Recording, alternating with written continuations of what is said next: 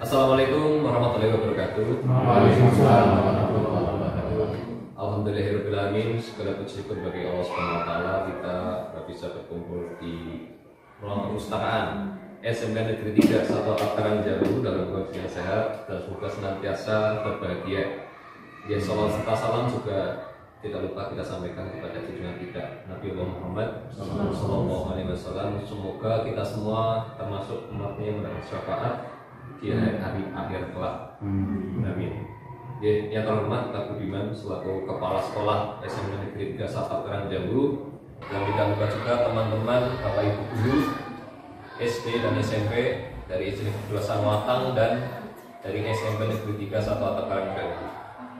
Perkenalkan saya di sini sebagai pembawa acara sekaligus nanti untuk memberikan laporan atau melaporkan aksi nyata kami modul 1.4 terkait budaya positif.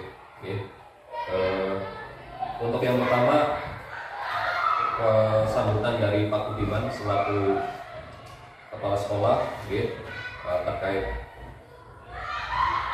aktivitas kami di modul 1.4 budaya positif dan terkait juga keberlangsungan program pendidikan guru penggerak di SMP Negeri 3 Satu Takaran Jambu.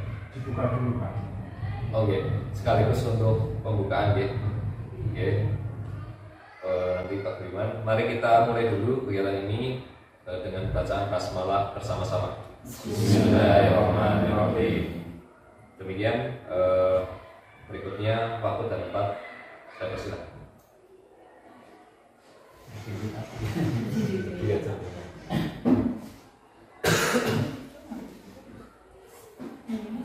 Assalamualaikum warahmatullahi wabarakatuh. Waalaikumsalam warahmatullahi wabarakatuh. Bismillah, alhamdulillah, salatu wassalamu ala rasulillah wa ala alihi wa sahbihi wa mawala. La hawla wa la quwata illa billah. Amma ba'du, yang kami hormati Bapak Ibu yang hadir di kesempatan pagi siang hari ini, yang kami hormati pula yang kami banggakan Pak Afika Dia Saputra dan Pak Awan Muhammad Kurniawan yang pada kesempatan pagi siang ini akan melaksanakan satu kegiatan aksi nyata terkait dengan guru penggerak. Dan tentu kami yang pertama selaku yang dituakan Kepala SMP Negeri 3 Satu Takaran Jambu mengaturkan banyak terima kasih pada Pak Yuli Prianto selaku pengajar praktek yang tentu telah berupaya dan berusaha membimbing, mengarahkan, bahkan juga mungkin mengevaluasi apa yang menjadi tugas tanggung jawab dari Pak Dias dan juga Pak Awan sebagai calon guru penggerak, yang tentu dalam melaksanakan kegiatan ini masih banyak kekurangan, sehingga Pak Yuli selaku pengajar praktek tentu bisa mengarahkannya. Terima kasih banyak kami sampaikan. Dan juga kami sangat berbahagia dan berbangga hati pada Pak Afika Dias, Pak Ahmad Kurniawan, dan tentu Bu Rina yang telah masuk sebagai calon guru penggerak dari SMP Negeri 3 Satu Takaran Jambu. Kenapa kami sampaikan hal yang sangat luar biasa dan bangga? Kalau orang Jawa itu mengatakan ingatase sekolah satu atap dan kondisinya di pencet di atas, tapi kok ada guru ada guru yang mengikuti seleksi CDP tapi alhamdulillah masuk ataupun diterima. Itu kan sangat luar biasa. mungkin kalau untuk sekolah-sekolah yang bawah, yang kota, mungkin hal yang biasa. Tapi bagi kami ini hal yang sangat luar biasa. Dan mohon maaf juga kami bandingkan dengan sekolah-sekolah yang sebelah, paling hanya 1 atau 2, tapi kita 3. Berarti 5 Pak. Alhamdulillah, semoga doakan saya.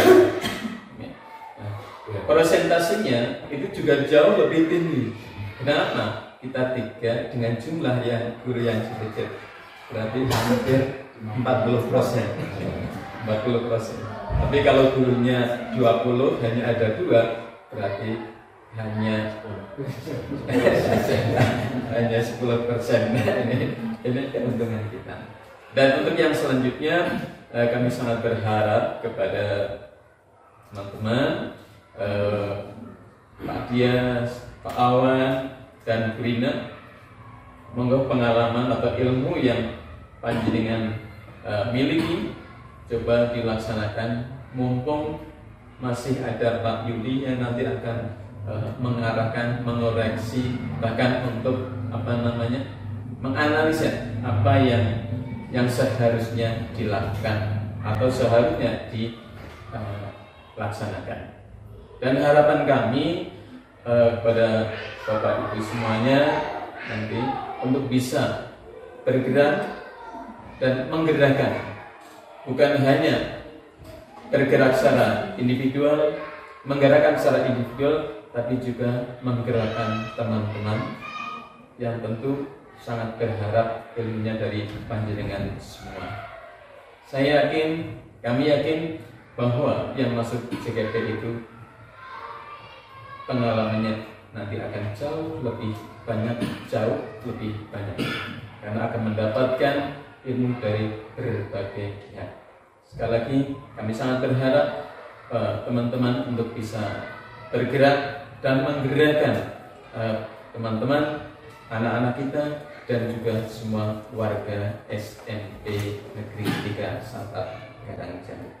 Insya Allah kita berdoa bersama, mudah-mudahan semuanya bisa lancar, dan harapan ataupun cita-cita, hajat kita semuanya Allah kabulkan, sehingga SMP 3 Santar Karangjamu maju dan maju. Terima kasih. Assalamualaikum warahmatullahi wabarakatuh. Waalaikumsalam warahmatullahi wabarakatuh.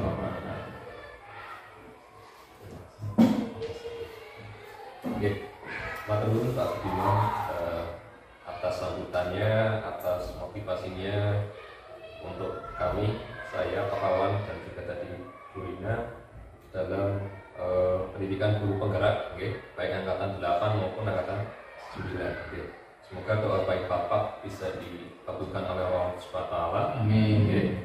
Sehingga output dari program guru penggerak di SMP Negeri 3 Santar Karangjamu nanti nyata adanya.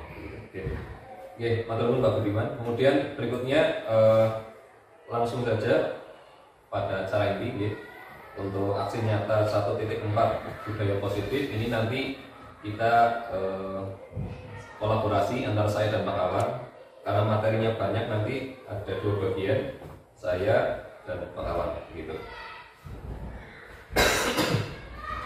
Terkait budaya positif, Bapak Ibu tentu saja sudah sering dengar bahwa ada kata budaya dan positif. Tapi sebenarnya apa budaya positif yang dimaksud dalam konteks ini? Maka kita ikuti penjelasan-penjelasan sesuai slide tersebut.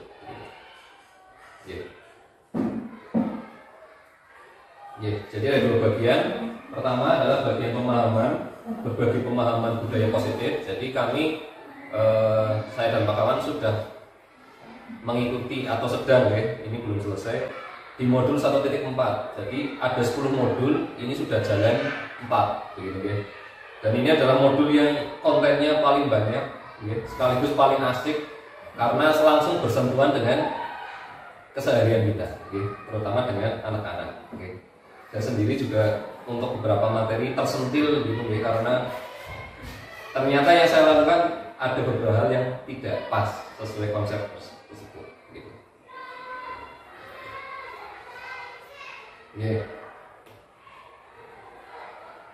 Beberapa pertanyaan pemantik Bapak Ibu. Bapak Ibu. Kira-kira setuju nomor boten? Ada yang boten, ada yang tidak, ada yang agak iya, agak tidak, tapi mungkin iya gitu ya. Nanti akan terjawab ya. Atau. Jadi nanti akan terjawab di paparan kita ya. Apakah pemberian hukuman dengan hal positif seperti membaca atau membersihkan halaman sekolah dapat meningkatkan disiplin anak? Misalnya anak telat masuk sekolah, masuknya setengah 8, tapi datangnya jam 8. Udah, kamu terlambat, kamu sekarang bersihkan WC guru dan siswa. Gitu. Apakah itu benar ada ya meningkatkan disiplin anak? Gitu. Nanti kita akan membahasnya. Tapi menurut Bapak Ibu gimana? Sementara ini pertanyaannya bisa ya, bisa tidak. Oh bisa ya, bisa tidak. Bisa ya, bisa tidak. Atau jadi ada kemungkinan mendisiplinkan atau sebaliknya. Kemudian apakah memberi penghargaan terhadap anak dapat meningkatkan motivasi belajarnya? Pokoknya maju bisa, nanti kasih permen misalnya, apa dikasih bintang atau dikasih apa? Apakah itu benar-benar meningkatkan motivasi anak dalam jangka panjang? Atau hanya saat itu saja? Begitu. Jadi ini nanti sedikit pertanyaan sentilan-sentilan untuk kita karena ini menyangkut keseharian. Gitu. Nah, topik hari ini ada 1, 2, 3, 4, 5, okay. Jadi nanti 1, 2, 3, nanti saya juga akan menyampaikan, sisanya nanti Pak Al.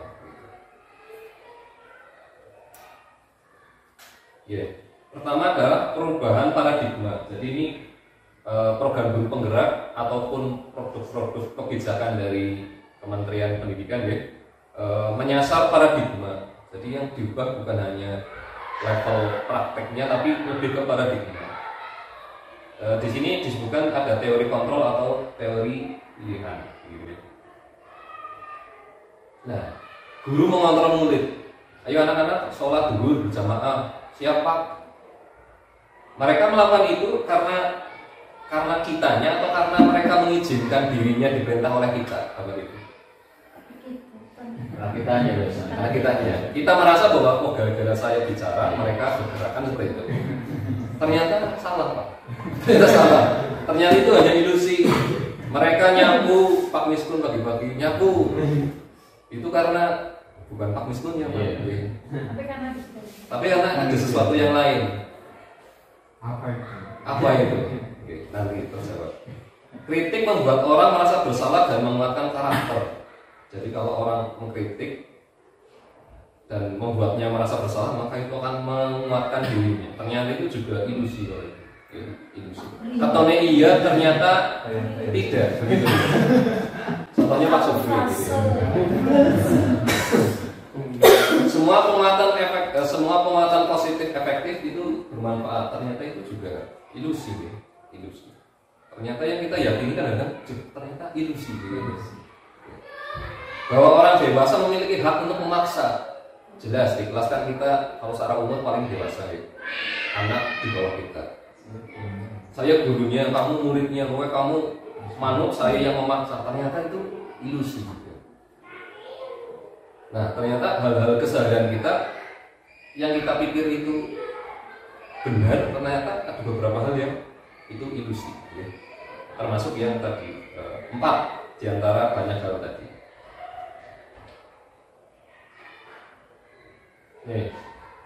Disiplin itu artinya apa, Bapak Ibu? Menurut Bapak Ibu, Pak Miskun, Pak. Menurut Pak Miskun disiplin itu apa? Keteraturan. Oke, terus Pak Supri, Pak. Menurut Pak Supri disiplin itu apa? Manut. Disiplin itu adalah manut. Manut terhadap apa atau manut terhadap siapa, gitu ya. Pak Unggul, Pak.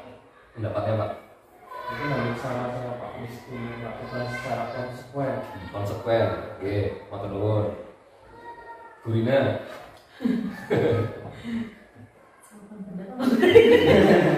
Jawabannya dengan yakini sekarang. Disiplin itu ya sesuatu hal yang di dalamnya ada proses Jadi, Oh iya. ya, jadi tidak serta-merta harus sesuai aturan tanpa itu tidak, tapi di situ ada proses belajarnya dari proses pendisiplinan. Oke, Pak Nurul, ini saya tunjuk secara acak, nanti yang belum menjawab bisa ditanya berikutnya.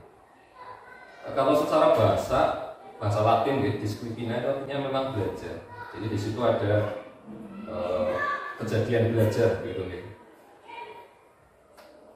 Dan tadi disampaikan Pak Unggul dan Pak Miskun juga ada berkonotasi dengan disiplin diri dari murid-murid. Jadi ini kejadiannya saat Sokrates dan Plato gitu, zaman Yunani kuno. Di sana juga zaman dimana orang banyak belajar, begitu budayanya sangat maju. Di sana juga muncul kata disiplina, ya, yang artinya juga belajar. Ya, dalam budaya kita bahwa disiplin itu biasanya berkaitan dengan waktu, ya. Ayo disiplin waktu berarti jam sekian harus datang, jam sekian harus ini, jam sekian harus itu. Itu disiplin waktu. Ternyata tidak melulu seperti itu, Bapak Ibu. Tidak melulu terkait dengan waktu. Jadi kalau budaya kita itu tadi sesuatu yang dilakukan oleh seorang pada orang lain untuk mendapatkan kepatuhan. Tadi ya, manut gitu ya, maksudnya ya. Bahasa Indonesia kan kepatuhan. Jadi pernyataan itu benar adanya. Karena tadi Bapak Ibu juga sudah menyampaikan disiplin itu berarti manut terhadap atau apa atau siapa gitu ya. Nah, di keseharian kita disiplin itu juga hubungannya dengan ketidaknyamanan begitu. Disiplin itu harus waktu masuk jam 6:30. Anak tak gopoh-gopoh bangun jam sekian. Kerasa terpaksa karena dia harus ke sekolah, kalau telat nanti bersihin WC misalnya. Itu kan dorongan dari luar gitu.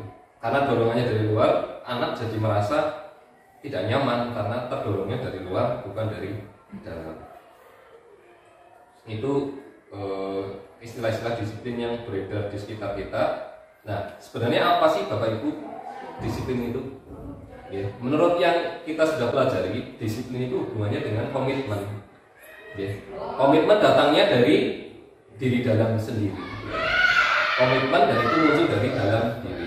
Ketika anak sudah punya komitmen, saya sekolah akan sungguh-sungguh, maka ketika dia tidak masuk tepat waktu, kita bisa menagih dirinya. Gitu. Loh, katanya temenan, kepengen ini, kepengen itu, tapi kok berangkat saja tidak tepat waktu. Maka sebenarnya dia yang dipertanyakan komitmennya, karena sudah komitmen. Jadi disiplin ini harus diawali dengan komitmen dalam diri seseorang. Nanti baru ditagih kapan waktu masuk, kapan pulang dan seterusnya. Nanti itu hubungannya dengan disiplin waktu, ya. Disiplin waktu. Jadi disiplin di sini maksudnya adalah terkait dengan komitmen dalam diri setiap orang. Dalam hal ini guru dan siswa.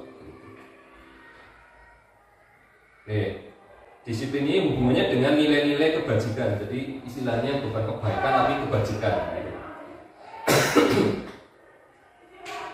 Nilai di sini yang dimaksud itu bukan nilai angka hasil evaluasi, bukan nilai di sini yang dimaksud adalah keyakinan dalam diri seorang, nilai-nilai positif yang hubungannya dengan tujuan mulia yang akan dicapai. Sumbernya sangat banyak. Kalau sekarang ya nilai kebajikan kita ya sesuai nilai profil pelajar Pancasila. Tapi ternyata itu tidak satu-satunya, karena masih banyak nilai-nilai yang lain yang bisa dijadikan rujukan. Okay. Jadi kalau kita merujuk pada profil pelajar Pancasila, di sana ada beriman, bertakwa, mandiri, bernalar kritis, berkebinekaan global, gotong royong dan kreatif. Okay, begitu. Jadi nanti kita coba hubungkan nilai kebaikan, kebajikan dengan disiplin positif. Begitu.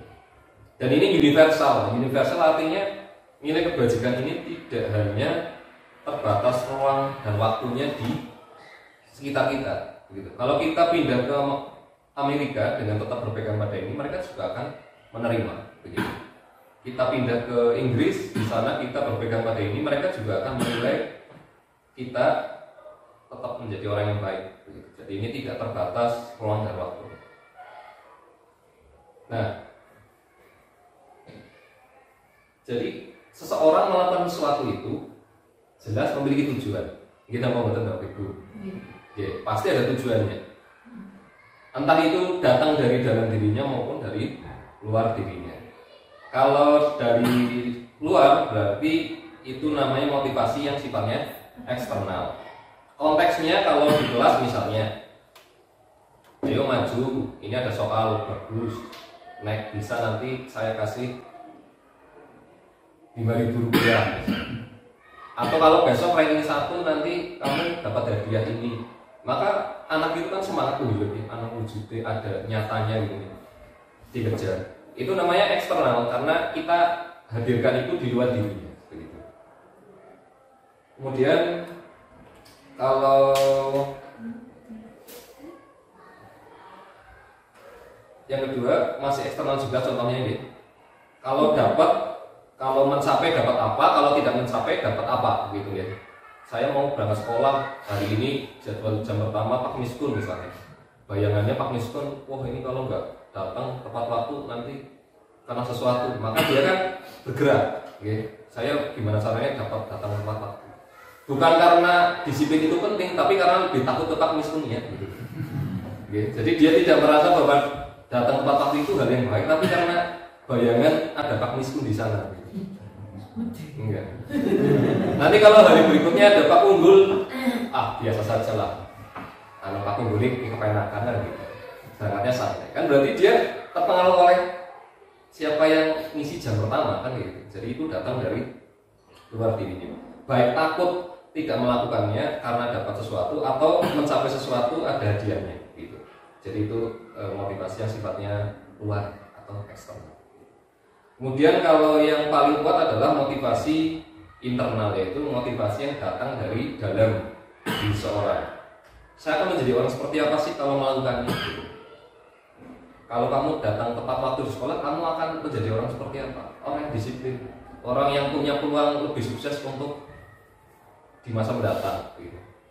Kalau anak sudah punya motivasi internal, mau guru pertamanya Pak Miskun, mau Pak Unggul, mau Bu Erna, bahkan kosong sekalipun sudah tahu bahwa jam pertama kosong ada tugas, anak itu tetap berangkat, tetap masuk saja, gitu. Tidak terpengaruh kondisi luar dirinya, gitu. Jadi itu yang namanya motivasi internal.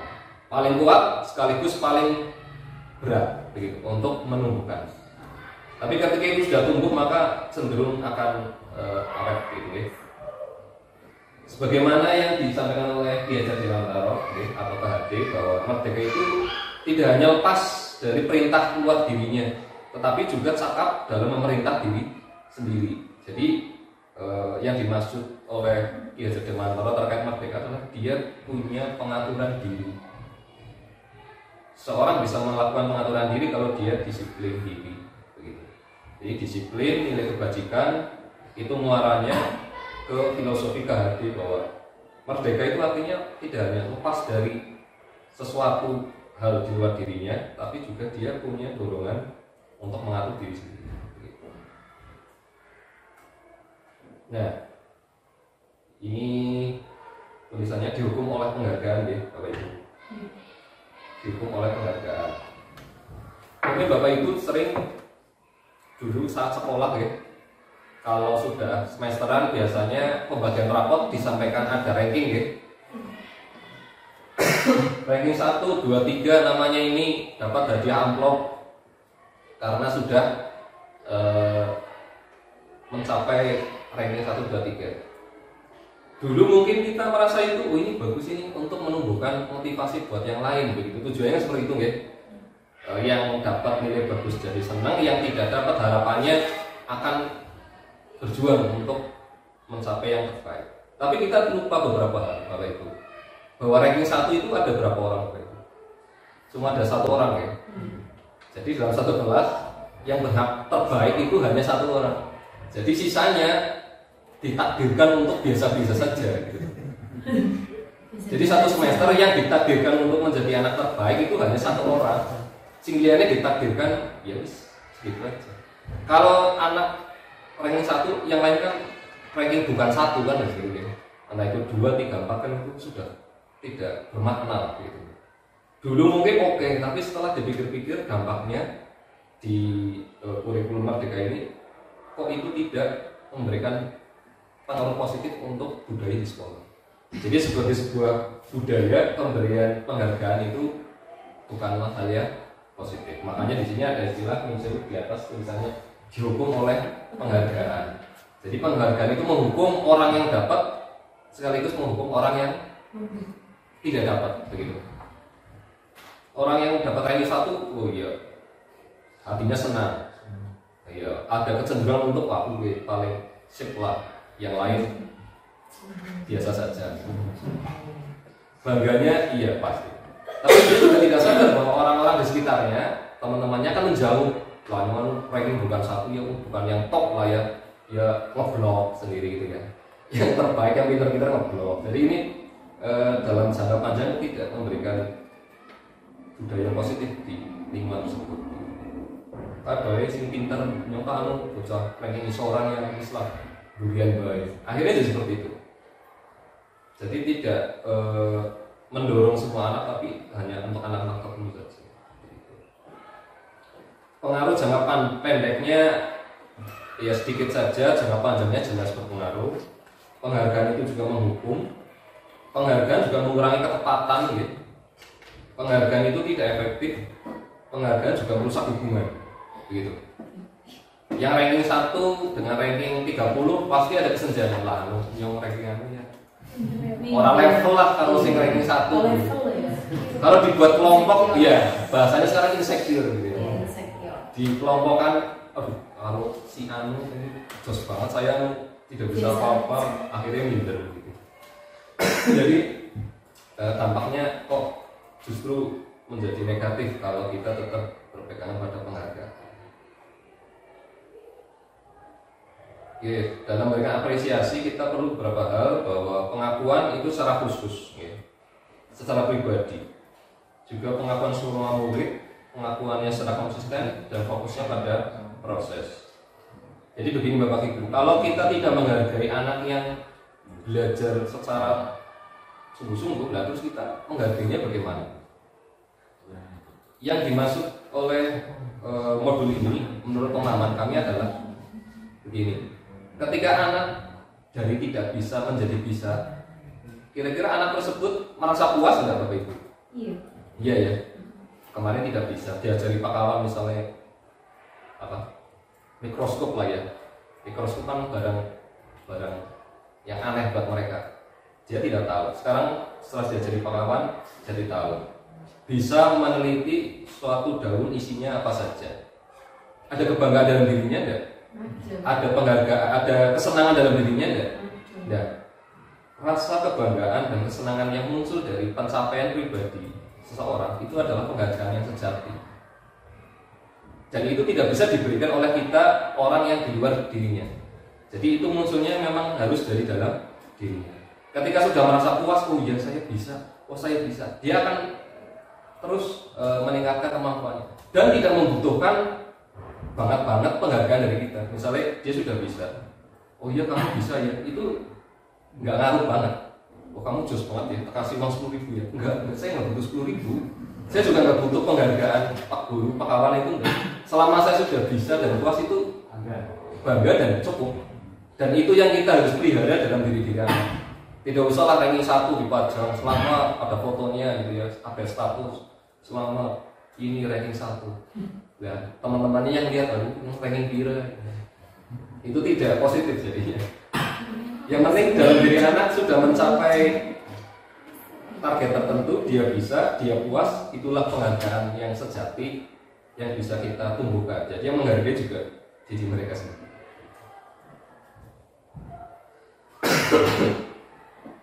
Contoh pengakuan, ya Bapak Ibu, apresiasi kebajikan. Contohnya seperti itu. Kemarin saya perhatikan rasa empatimu besar sekali. Ketika ada anak menolong temannya, maka yang kita bisa sampaikan adalah bahwa kamu empatinya bagus ya. Nopo nggih Pak. Nggih, empati itu seperti ini. Empati itu baik sekali. Jadi lain kali kalau ada teman-teman yang kesulitan, selain menolong, kamu juga punya rasa empati. Jadi dipupuk rasa itu. Dia kan nggak tahu empati itu artinya apa. Ngertinya kalau ada teman tidak punya uang saku dan sebagainya, ya cuma melas gitu. Padahal melas itu sesuatu yang harus kita tumbuhkan sehingga dia punya empati, rasa menghargai, kepedulian. Kalau ada teman-teman di kelompok tidak bisa, misalnya di kelas 8 ada Mistiawati, seorang anak yang agak beda dibandingkan yang lain, bisa menulis tapi bicaranya tidak lancar, maka kita perlu menghargai dia dalam kelompoknya sesuai dengan kemampuannya. Jangan dituntut untuk menyampaikan pesan dengan lisan, karena pasti dia akan tersiksa, kan gitu ya. Tidak bisa bicara, suruh presentasi pakai mulut, pakai suara, itu justru akan menjatuhkannya, kan gitu. Nah, terus bagaimana supaya dia tetap bisa presentasi? Dia pakai tulisan agak besar, gurunya bantu ke depan, dipampang. Saya ngomong ini loh, saya ngomong ini. Itu menurut saya sama dengan anak yang presentasi di depan dengan hanya bicara itu. Jadi kita harus menghargainya dengan kondisinya masing-masing.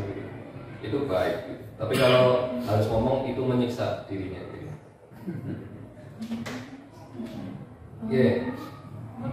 Sekarang begini Bapak Ibu, ada beberapa tindakan yang ini mungkin Bapak Ibu dulu sudah pernah menjumpai atau bahkan melakukan. Nanti Bapak Ibu menjawab saja bahwa tindakan itu termasuk kriteria hukuman atau kriteria konsekuensi. Ada sedikit kesamaan antara hukuman konsekuensi, ada juga bedanya. Misal pertama, anak mencatat 100 kali dalam bukunya dengan kalimat saya tidak terlambat lagi karena dia terbukti terlambat ke sekolah. Menurut Bapak Ibu, itu tindakan itu masuk kriteria hukuman atau konsekuensi Bapak Ibu? Hukuman, ya. Hukuman. Nanti kita cek. Lari mengelilingi lapangan basket 2 kali karena terlambat hadir di sekolah, telat masuk, lalu lari dulu baru masuk ke kelas. Hukuman. Menurut Bapak Ibu, ya. Nanti kita cek. Murid diminta push up 15 kali karena tidak menggunakan masker, tapi nggak bawa masker, push up 1 porsi, gitu ya, 15 kali, set baru masuk. Masuknya hukuman apa konsekuensi Bapak Ibu? Hukuman. Nah, ada anak yang mengganti kertas temannya karena kertasnya dia coret-coret. Jadi dia coret-coret buat main-mainan, terus dia menggantikan kertas itu karena kertas milik temannya. Hukuman atau konsekuensi? Konsekuensi. Membersihkan tumpahan air di meja ya, karena tersenggol saat belajar. Ada air di meja, mungkin minuman tersenggol, terus anaknya disuruh membersihkannya. Itu masuk hukuman. Anak itu dikasih melakukan hukuman atau melakukan konsekuensi? Konsekuensi. Murid disuruh untuk tidak mengenakan sepatu seharian, jadi sepatunya dibuka, nyeker, karena anak tersebut tidak menggunakan sepatu hitam sesuai peraturan. Hukuman. Akri. Terus sepatuan enggak? Ini. Lari mengelilingi lapangan basket 2 kali karena terlambat 10 menit pelajaran PJOK. Ya, sama-sama lari tapi ini saat pelajaran PJOK. Kita coba lihat apakah demikian. Jadi yang mencatat hukuman, keliling lapangan terlambat hadir hukuman, push up hukuman, terus tidak pakai sepatu seharian karena sepatunya tidak hitam hukuman. Selain itu termasuk konsekuensi. Jadi kalau kita melihat konsekuensi, itu adalah sebuah tindak lanjut dari karena dia tidak melakukan sesuatu dan tindakannya masih relevan dengan tindakan yang tadi dilanggar tadi. Kalau tindakannya nyenggol jadi tumpah, maka konsekuensinya membersihkan.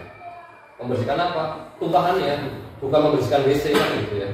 Yang ditumpahkan kertasnya tapi airnya, tapi yang dibersihkan WC kan itu tidak masuk akal. Jadi konsekuensi ada hubungannya dengan tindakan sebelumnya, nyambung begitu. Nah, ini adalah perbedaan hukuman dan konsekuensi. Kalau hukuman itu harus ada sesuatu yang menyakitkan. Kalau kita mungkin melakukannya, menghukum anak mungkin ada kepuasan ya, saknam gitu ya, ada kepuasan. Saya kasih hukuman kamu Kalau sudah kalau dia sudah kelihatan sakit malah kita puas gitu ya. Nah, rasain tuh gitu ya. Telat masuk disuruh bersihin WC yang bau gitu ya. Kita melihatnya dengan penuh kepuasan. Gitu. Maka itu adalah hukuman Bapak Ibu ya. Dan ini tidak positif bagi sebuah budaya. Konsekuensi maka sesuatu itu harus terjadi, tapi tidak harus menyakitkan, ya. Tidak menyakitkan. Hukuman membuat anak sakit, fisik maupun hati. Kalau konsekuensi tidak, masih merasa nyaman, tetapi dia harus melakukan sesuatu yang memang tidak nyaman, tapi jangkanya pendek, begitu. Tidak jangka pendek. Hukuman juga membuat anak membenci kedisiplinan, Bapak Ibu. Karena dia sudah tersakiti tadi. Ya. Kalau konsekuensi anak lebih menghargai disiplin. Hukuman lebih terkait paksaan. Kowe kudu, kalau tidak maka seperti ini, gitu ya, paksaan. Tapi kalau konsekuensi hubungannya dengan stimulus dan respon, SR gitu, kalau tekniknya gitu. Jadi ada sesuatu hal memunculkan tindakan yang lain dan itu nyambung, ada hubungan sebab akibat, ya. Ada hubungan sebab akibat. Hukuman mendorong anak menyakiti diri, membuat dirinya merasa buruk, dan membuat anak kemudian menyembunyikan kesalahannya, merasa bersalah, malu, dia tidak dihargai dan sebagainya. Jadi hukuman ini kalau kita amati lebih membuat anak bahagia apa membuat anak menderita, Bapak Ibu? Menderita ya, menderita. Sudah menderita tidak efektif lagi begitu ya. Kalau konsekuensi ini agak tidak nyaman, tapi dampak jangka panjangnya dia menjadi anak yang lebih menyesuaikan diri, lebih punya konsep diri yang baik, lebih menghargai peraturan, dan tidak merasa kehilangan hak dari kelompoknya. Dia tidak merasa terasingkan.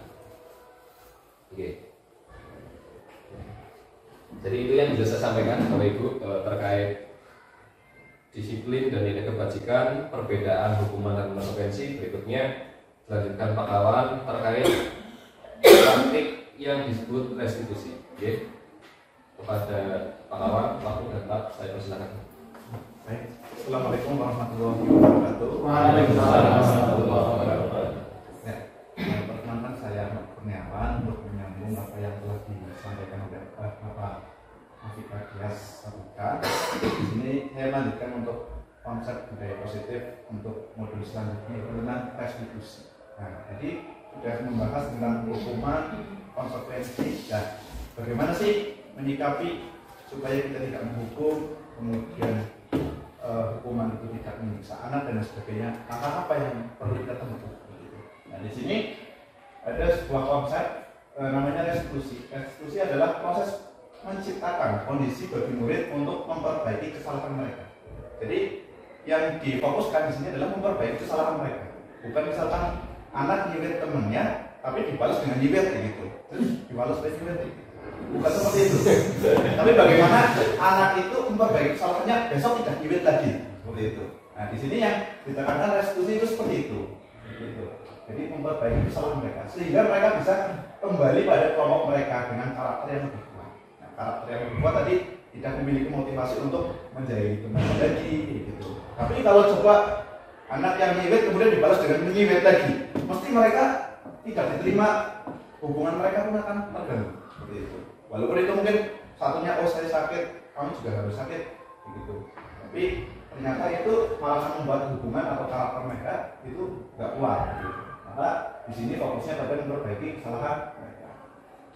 Restitusi merupakan proses kolaboratif, di mana di sini nanti di sekolah diterapkan restitusinya itu kolaboratif antara guru dengan murid, begitu. Bisa juga kita kolaboratif dengan rekan sejawat, begitu. Bagaimana menyelesaikan permasalahan yang ada.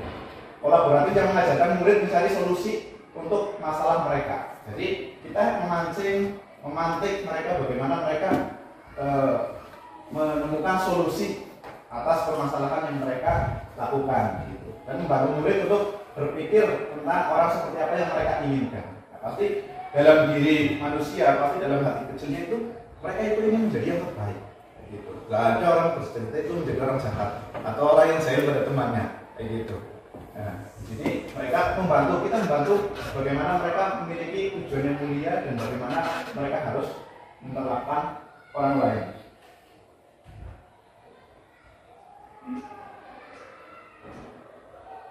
Ini tadi ya. Nah, di sini sudah disampaikan sama Pak Dias, ada hukuman, konsekuensi, dan di sini ada pilihan satu lagi yang lebih bagus, itu adalah restitusi. Nah, di sini kalau kita menghukum anak, ternyata kita secara tidak langsung itu memberi efek psikologis pada anak itu bahwa anak tersebut gagal. Nah, di sini ada dua alternatif supaya anak itu walaupun melakukan kesalahan itu dianggap sukses, gitu. Dengan cara apa? Dengan cara konsekuensi dan restitusi. Jadi walaupun anak itu melakukan kesalahan, jangan cap, walaupun kita nggak secara langsung mengecap, itu jangan mengecap anak itu gagal. Karena ternyata hukuman itu bukan malah mendisiplinkan, tadi yang sudah sampaikan Pak Dias, tapi malahan mereka, saya gagal, saya jadi keluar dari kelompok, saya bukan anak baik-baik seperti itu. Mereka akan mengecap akhirnya dengan sendirinya seperti itu. Oh, saya anak yang benar, saya anak yang bandung di sekolah. Di sini ternyata ada perbedaan antara identitas gagal dan sukses. Nah, diharapkan dengan perbaikan tadi, murid-murid itu menjadi lebih bisa memperbaiki, memiliki motivasi dari dalam dirinya, itu tanpa dipaksa. Misalkan sholat, walaupun tadi Pak Misunya ngomong ayo sholat zuhur berjamaah, kalau anak itu tidak mengizinkan dirinya, itu pasti tidak mau sholat. Nah, di sini lebih rincinya, hukuman itu sesuatu yang menyakitkan harus terjadi. Kalau konsekuensi itu sesuatu yang harus terjadi, artinya ini memperbaiki. Kemudian restitusi itu merupakan pilihan. Jadi anak disuruh milih untuk memperbaiki kesalahan itu. Kemudian hukuman itu tidak nyaman untuk jangka waktu yang panjang. Mesti teringat terus. Misalkan Pak Unggul ada anak yang mungkin rambutnya disemir atau apa dicat, dipotong. Kemudian Pak Unggul memotong, dan itu akan teringat terus sampai usia tua mungkin. Oh, dulu saya dipotong rambutnya sama Pak Unggul. Trauma. Dan itu memorinya jangka panjang, Pak. Nah, di sini tidak nyaman ya untuk jangka waktu yang panjang. Tapi kalau konsekuensi kita tawarkan, kemudian restitusi yang lebih ditawarkan lagi. Jadi anaknya bagaimana supaya rambutnya itu tidak warna merah atau warna hijau, mungkin seperti itu. Kemudian ini hampir mirip dengan yang tadi, murid akan tersakiti. Kalau konsekuensi murid akan dibuat tidak nyaman, tapi kalau restitusi, murid akan mendapatkan penguatan dari dalam dirinya, karena mereka yang berusaha untuk menyelesaikan masalah tersebut. Untuk identitas gagal dan sukses seperti itu. Jadi walaupun anak salah, jangan kita cap gagal. Gitu. Intinya seperti itu untuk hukuman, konsekuensi dan restitusi. Nah, di sini ada 9 ciri-ciri restitusi. Caranya seperti apa? Ciri-cirinya seperti apa? Yang pertama, bukan menebus kesalahan, namun belajar dari kesalahan. Jadi yang 40. Langsung ya. Jadi yang saya sampaikan bahwa bukan untuk menebus kesalahan begitu. Anaknya joroknya atau mendorong anak tidak dibalas dengan mendorong, tapi di sini belajar dari kesalahan. Kemudian memperbaiki hubungan. Nah, kalau misalkan tadi berjanji tidak saling maaf-maafan, berjanji tidak untuk mendorong atau menyibet lagi, kan malah hubungan mereka itu lebih baik. Kemudian tawaran, di sini bukan paksaan. Jadi pada saat restitusi itu yang kita berikan itu tawaran, bukan paksa. Kamu harus seperti ini, bukan seperti itu. Tapi apa yang kamu bisa perbaiki setelah kamu melakukan kesalahan ini? Jadi mereka nanti akan menjawab. Restitusi menuntut untuk melihat di dalam diri. Restitusi mencari kebutuhan dasar yang mendasari tindakan. Jadi setiap tindakan itu pasti punya motivasi. Ya, entah itu misalkan gurunya sedang menjelaskan, anak-anak hanya menggambar di bukunya, itu mereka punya motivasi. Motivasinya apa sih? Restitusi diri adalah cara yang paling baik. Nah, dibandingkan 3 tadi, hukuman, konsekuensi sama restitusi, itu ini yang paling baik. Restitusi fokus pada karakter, bukan pada tindakan. Nah, jadi pada karakter anak ditumbuhkan, motivasi dalam dirinya, bagaimana dia memperbaiki. Restitusi fokus pada solusi, bukan pada masalah. Kemudian restitusi mengembalikan murid yang berbuat salah pada kelompok. Jadi dengan tadi dia memperbaiki, maka dia tidak akan keluar dari kelompok.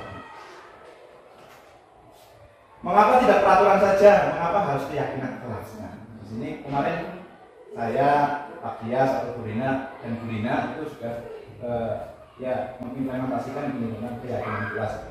Mengapa kita memiliki peraturan harus menggunakan helm bila mengendarai kendaraan roda 2? Ini sebuah pertanyaan. Misalkan kita kan harus menggunakan helm di jalan raya. Terus yang kedua, mengapa kita memiliki peraturan 3 meter 3M? 3 meter 3M menggunakan masker, mencuci tangan dan menjaga jarak 1,5 meter. M sama kayak ya. M kecil jauh tahu. Saya ngajak ibadah. Ya.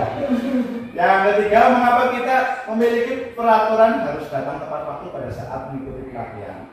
Untuk mendukung motivasi intrinsik, kembali nilai-nilai keyakinan. Ya, bagaimana keyakinan kita? Kita mungkin merasa terpaksa harus pakai helm, mungkin kita jilbabnya sudah rapi, sudah sangat santai gitu. Harus pakai helm di jalan raya gitu kan. Kita seperti itu. Kemudian kita harus pakai masker. Saya sudah lipenan gitu kan. Kemudian harus mencuci tangan, mencuci tangannya basah dan dingin.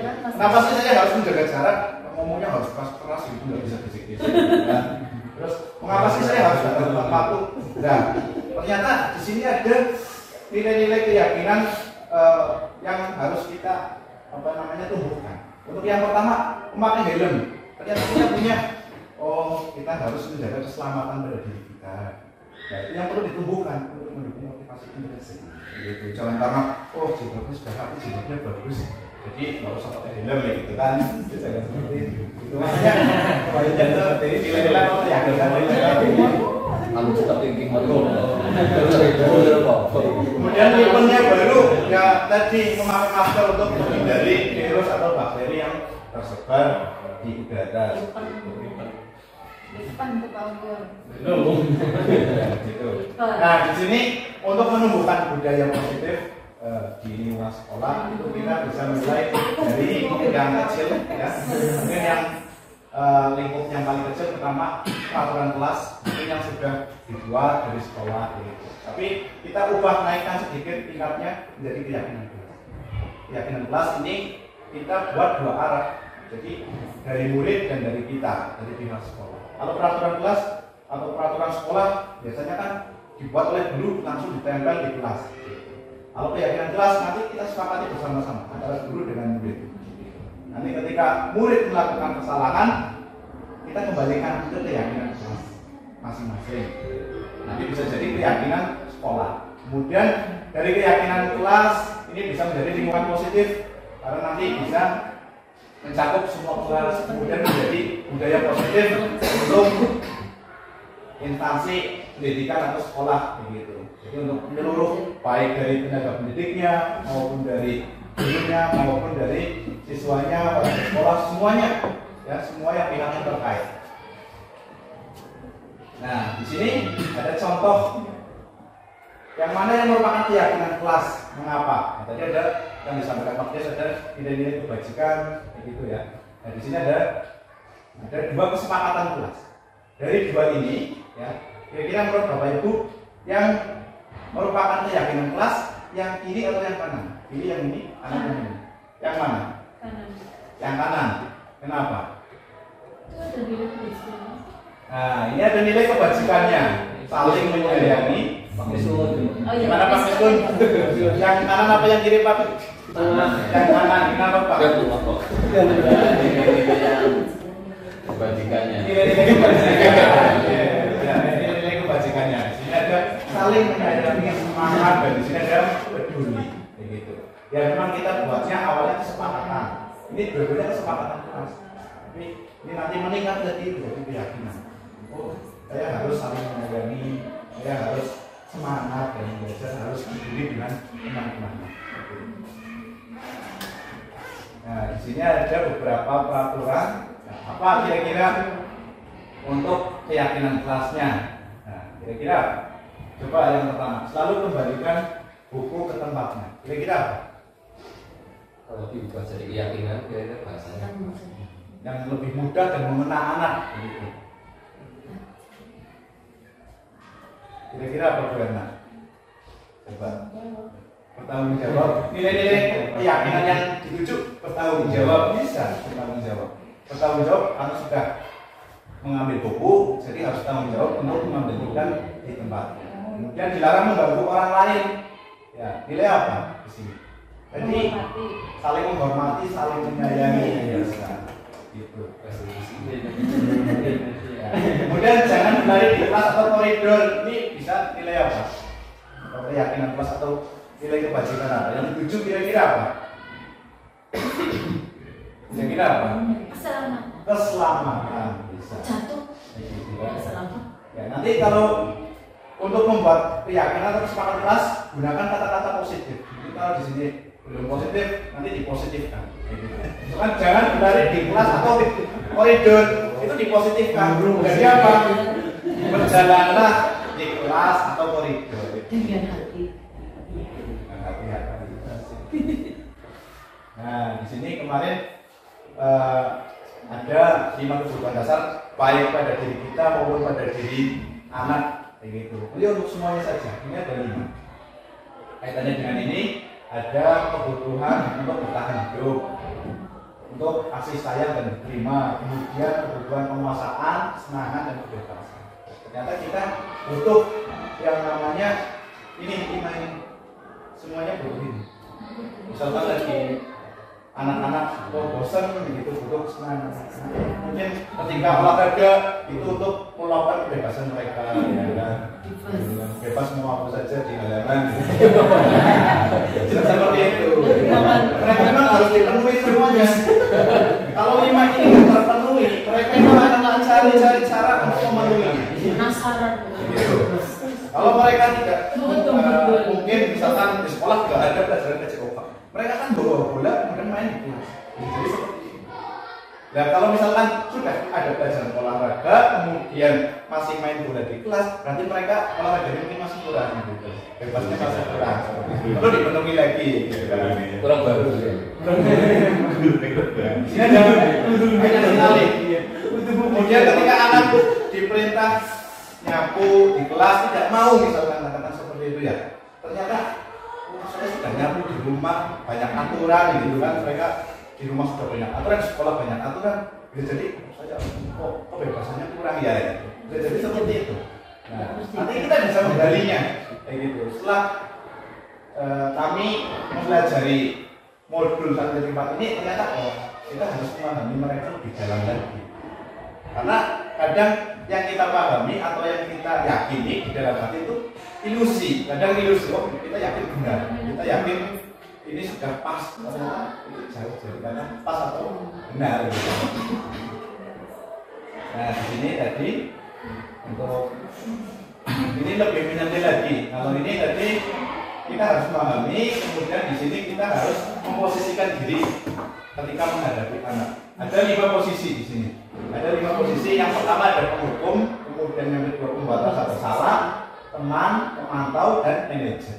Nah di sini yang diharapkan menjadi gol utama kita menjadi pendidik itu posisi sebagai manajer. Ternyata kita sendiri, saya sendiri itu masih berputar di penghukum dan pembuat rasa bersalah. Saya sendiri seperti itu. Dan kadang pembuat rasa bersalah itu apa ya? Kita kayaknya sudah benar banget. Contoh, kalau penghukum tadi yang anak memakai sepatu tidak hitam harus dilepas. Itu contoh penghukum. Dan pembuat rasa bersalah misalkan di kelas. Oh kamu tidak menghargai Pak Guru sih. Pak Guru kurangnya apa? Dengan ada yang pelan. Kita sudah merasa, oh saya sudah merendahkan harga diri saya gitu. Depan murid. Kita sudah merasa benar banget. Ya kenapa sih kamu nggak menghargai Pak Guru? Pak Guru kurangnya apa? Nanti Pak Guru itu sama merasa bersalah. Ternyata itu kurang pas apa itu? Itu baru di level 2 ya. Yang kita tuju itu di level 5 ini manajer. Kalau teman bagaimana teman? Ya kita ya sudah levelnya sudah naik. Kalau level teman di sini kita ayolah lakukan demi ibu. Misalkan begini ada anak-anak, misalkan, ayo anak-anak nyapu, ayolah demi ibu. Masa kamu tidak mau gitu membantu ibu, gitu kan? Itu tapi tidak membuat kita bersalah, tapi ini sebagai teman. Anak-anak kadang kalau kita posisinya sebagai teman, kadang anak-anak benar kenal saya kok, jadi santai lah. Jadi menganggapnya yang kita sering anggap namanya melunjak gitu kan, gitu. Rupanya kita membatasi sekat kita dengan murid, tapi ya memang ada kalanya kita harus bergeser ke posisi yang lebih tinggi. Nah, kalau posisi lebih tinggi, apa peraturannya? Kita mengingatkan apa keyakinan di kelas. Nah, kalau yang posisi paling baik adalah di sini adalah manajer. Manajer setelah kita jelas membuat keyakinan kelas, ya, kita bisa mengembalikan pada keyakinan apa yang kita yakini pada saat kita membuat kesepakatan kelas atau keyakinan kelas. Apa yang bisa kau kerjakan, misalkan untuk memperbaiki itu. Tadi misalkan mencoret-coret meja, anak-anak kamu perlu apa ini? Untuk memperbaikinya gimana? Jadi dikembalikan. Bukan kita ngomong itu dibersih, harus bersih. Itu anak-anak malah tidak terbangun motivasi dari dalam.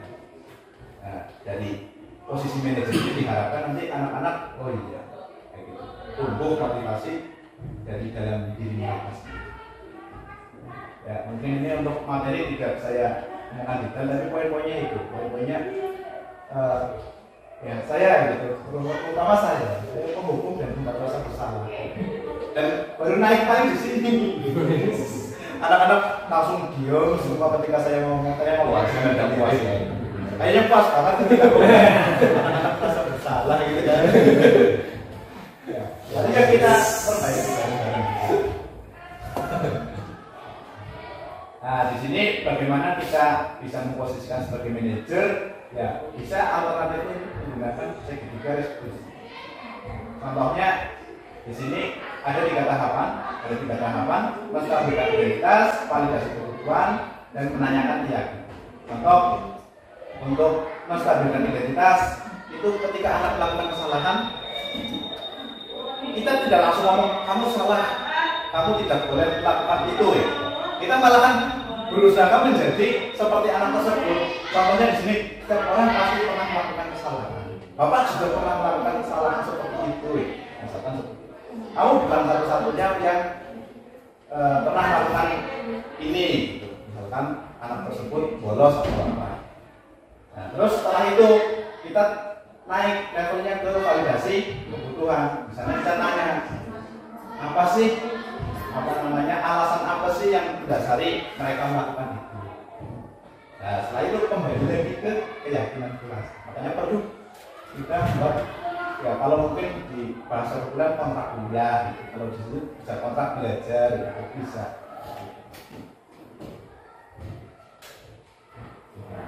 Nah, silakan untuk Pak Jas. Nah, di sini kemarin sudah diimplementasikan untuk modul ini. Ada dua yang sudah saya dan Pak Jas implementasikan. Saya membuat keyakinan atau pengalaman kelas di kelas 8. Mereka pertama digali. Di sini mereka diminta untuk menuliskan. Ya, di sini untuk menuliskan harapan-harapan mereka atau apa sih individu seperti apa sih yang mereka inginkan baik dari diri sendiri maupun temannya. Kemudian nanti dari yang mereka tuliskan dikelompokkan, nanti dihubungkan dengan nilai kebajikan. Akhirnya di sini muncul ada 6 kesepakatan atau keyakinan kelas. Kemudian mereka diminta untuk menandatangani supaya mereka juga punya rasa tanggung jawab. Oh, ini dibuat bersama-sama. Ini keyakinan. Kemudian kemarin di kelas 9 juga melakukan penggalian kebutuhan dasar. Oh, ternyata si A itu dari hasil instrumennya apa? Kurang kasih sayang. Terus saya tanya, oh kamu pasti kamu punya pacar? Iya. Oh, berarti untuk memenuhi kebutuhan kasih sayangnya ternyata dengan pacaran. Ternyata mereka memenuhi kebutuhan dasarnya. Di rumah tidak dengan orang tuanya, hanya dengan mbahnya dan lain sebagainya. Kemudian ada yang ada dua di sana. Di kelas 9 itu kebutuhan yang mereka masih rendah, itu kebutuhan kasih sayang dan kebebasan. Mereka sudah ya mungkin di lingkungan sekolah sini menurut saya itu sudah bebas, ternyata mereka masih merasa belum bebas juga. Begitu. Untuk penggalian kebutuhan dasar di kelas 9. Itu saja dari saya. Dengan lempar ya.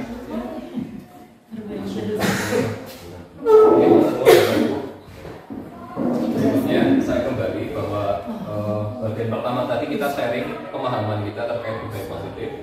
Kemudian bagian yang kedua kita sudah mencoba untuk mempraktikannya walaupun belum optimal. Kita mencoba. Pertama saya dan kawan memang melakukan hal yang sama, tetapi pada subjek yang berbeda. Gitu ya. Jadi aktivitasnya sama. Tadi Pak Kawan ke kelas 9 ya Pak, yang kelas 8 ya. Kalau saya kesepakatannya, keyakinannya di kelas 7 dan penelusuran kebutuhannya di kelas 8 gitu. Dan Pak Kawan, mungkin saya belum cerita ya, kemarin setelah saya masuk menelusuri kebutuhan, saya masuk di jam terakhir, saya tanya, kan hasilnya masih ada di masih ada di papan tulis gitu. Saya tanya, siapa yang kurang kasih sayang di sini? Ngaco gitu ya. Ya, kamu kurang rasa, kamu tidak bisa diterima atau rasa kasih sayangnya di rumah kurang nggak? Iya. Mesti gue lihat tempat dia nih, tepuk tangan gitu. Mesti pacaran gitu. Kok tahu Pak gitu. Jadi mereka pacaran, nyari teman di luar karena mereka tidak mendapatkannya di rumah. Gitu. Jadi kalau kita hadir di kelas terus tidak bisa mengakomodir rasa itu sedikit demi sedikit, maka mereka tidak punya pilihan kecuali menambah pelariannya di tempat yang lain, begitu. Mereka di rumah sudah nggak diterima, apa-apa bersih-bersih tidak diakui, gitu ya. Nyuci tidak diakui. Kemudian mereka datang ke sekolah, kita sebagai guru masih kaku pakai peraturan, tidak nyaman. Kira-kira mereka semakin jauh dari kita, apa semakin dekat dengan kita? Semakin jauh, ya. Maka mereka interaksi dengan temannya yang senasib, dengan pacarnya akan lebih intens begitu. Jadi malah membuat mereka menjadi lebih jauh begitu kalau kemarin tanya-tanya gitu. Oh iya Pak, benar Pak. Misalnya itu ya si dia nyapu tidak bersih, terus ada yang protes. Oh iya Pak, betul Pak, betul Pak, dia tahu. Tahu ya. Iya Pak loh. Jadi sakti. Iya, jadi kemarin habis kawan saya masuk itu saya kayak jos banget padahal itu bukan sebuah kehebatan, tapi saya jelaskan karena kita sedang belajar kebutuhan dasar manusia. Jadi memang baik sekali kalau kita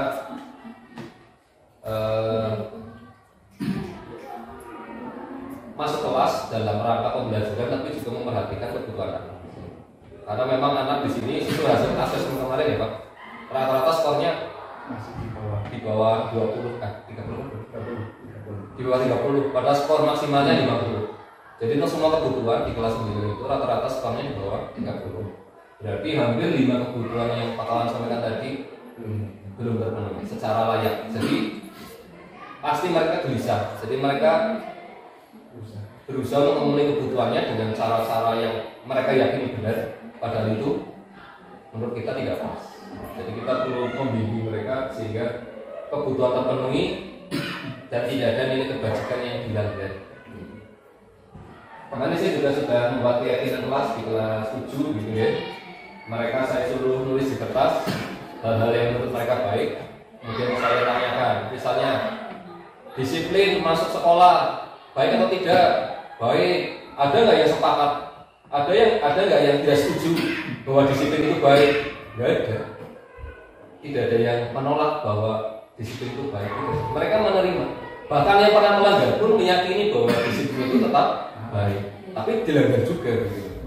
Dan jadi membuat keyakinan ini semacam kita membuat sebuah ikatan-ikatan gitu ya, yang datangnya dari anak. Kalau peraturan sekolah memang datangnya dari sekolah ya, satu arah. Tapi kalau keyakinan kelas datangnya dari anak, kita kelola, kita kembalikan lagi ke anak. Jadi mereka itu masuk kelas tepat waktu bukan karena takut siapa yang ngajar atau ada hukuman atau ada sanksi, tapi karena mereka meyakini bahwa oh ini memang baik untuk kita lakukan. Jadi kalau mereka melanggar, kita kembalikan lagi kenapa dan bagaimana, kemarin keyakinannya apa, oh iya Pak kemarin sudah, oh ini ya Pak, iya besok ya Pak siap. Harapannya seperti itu ya, tapi ini belum terjadi. Prakteknya perlahan. Prakteknya perlahan. Oke. Jadi kemarin kelas 7 ada 6 kesepakatan kelas ini. Kemudian kelas 8, kelas 6 juga ya. Dan memang kita tidak terlalu banyak karena memang kesepakatan lebih baik sedikit tapi mengena, nanti sambil jalan akan ditambahin. Tapi kalau langsung jebret 20, mereka juga akan terbebani, malah terikat juga gitu. Jadi tidak kebanyakan. Kemudian yang kedua, saya juga mengadakan penelusuran kebutuhan dasar untuk kelas 8. Hasilnya beda kawan dengan kelas 9.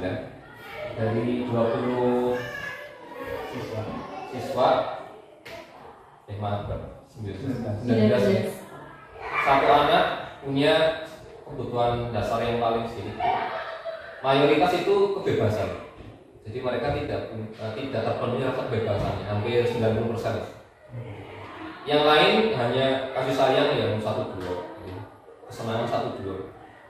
Terus diterima, kemudian kesenangan dia itu hanya 1-2. Mayoritas 90% itu kebebasan. Nah, karena kemarin hanya sebatas mengisi kuesioner, saya belum menelusuri lebih lanjut kebebasan apa yang mereka inginkan, mereka masukkan itu memang harus lewat wawancara. Karena lewat kuesioner kemarin belum terungkap lah gitu. Karena ini ada anak 90% anak merasa tidak bebas gitu.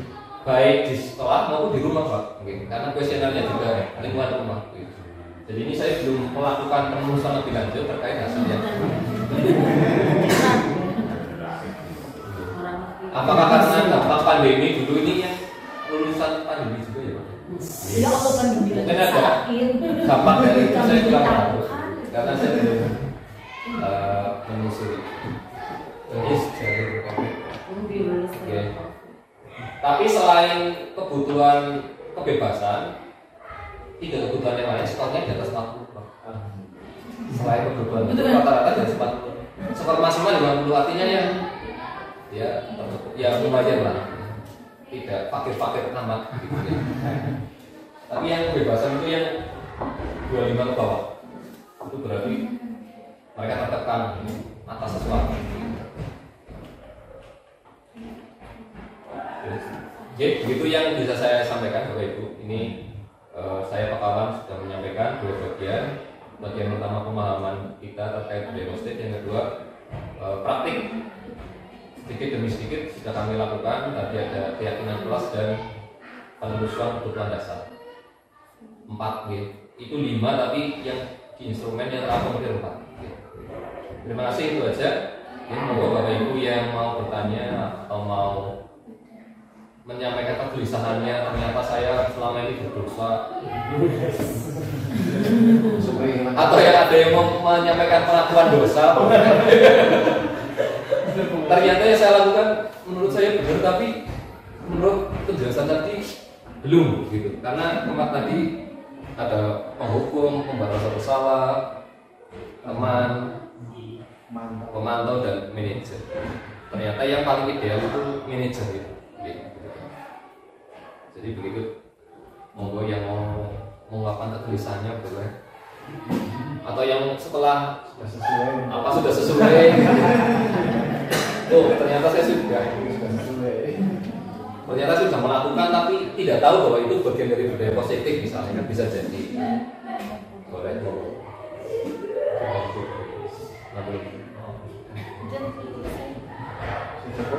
Cukup.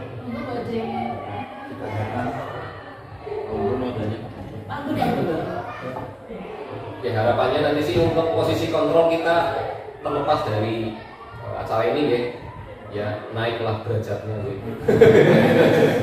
Saya juga sebenarnya sudah diminggu ternyata efek terhadap siswanya tidak kena gitu, tidak merubah diri mereka. motivasi intrinsiknya memang tidak mendapatkan perhatian yang cukup begitu.